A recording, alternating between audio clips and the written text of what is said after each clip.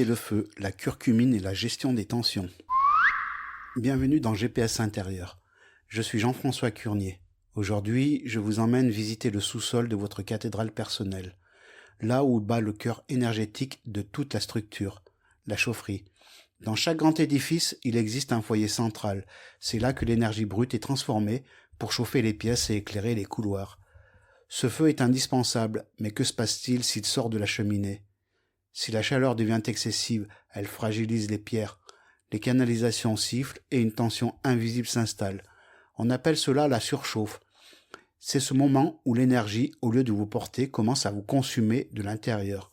Apprenons ensemble à redevenir les maîtres de notre foyer. Sortons un instant de l'architecture pour ouvrir le capot de votre moteur. En mécanique, une pièce qui frotte finit par chauffer. Pour le bâtisseur de sens, la tension constante, ce que l'on appelle parfois le stress oxydatif, est un incendie silencieux.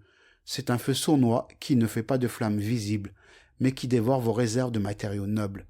Imaginez vos articulations comme les rotules d'un véhicule de précision, ou vos artères comme des durites sous pression. Quand le système est en surchauffe, tout devient sec et cassant. Vous ressentez des cliquetis dans les genoux, des grincements dans le dos, ou une sensation de brûlure diffuse après une journée de tension. Votre moteur vous envoie un signal. Il est temps d'injecter un matériau capable de tempérer cette ardeur. Dans mon établi, j'utilise un matériau d'exception pour isoler vos circuits, la curcumine. Je l'appelle l'or des fourneaux. C'est un pigment solaire, une forme de soufre doré qui a capté la lumière pour la transformer en bouclier protecteur. Elle ne vient pas éteindre votre feu intérieur. Nous avons besoin de cette énergie pour bâtir. Elle vient isoler vos circuits. Elle agit comme une gaine thermique autour de vos nerfs et de vos tissus. C'est l'or liquide qui vient apaiser les frottements de vos engrenages et la chaleur de vos colères rentrées, celle qui enflamme parfois nos structures sans que nous nous en rendions compte.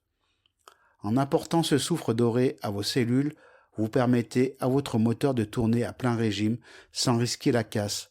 Une fois que la température redescend, l'architecte peut enfin reprendre son travail dans un climat serein.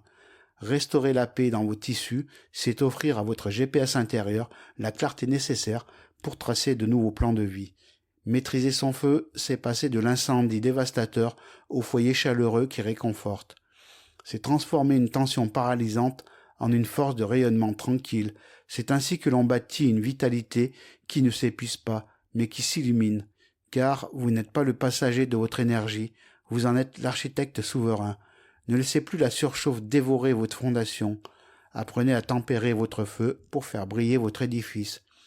Si cet épisode a éclairé votre route, je vous invite à vous abonner et à le partager pour aider d'autres bâtisseurs à retrouver leur cap. Retrouvez-moi sur mon site vibraenergie.fr pour découvrir comment accorder votre propre thermostat et choisir les meilleurs matériaux pour votre structure. Je suis Jean-François Curnier.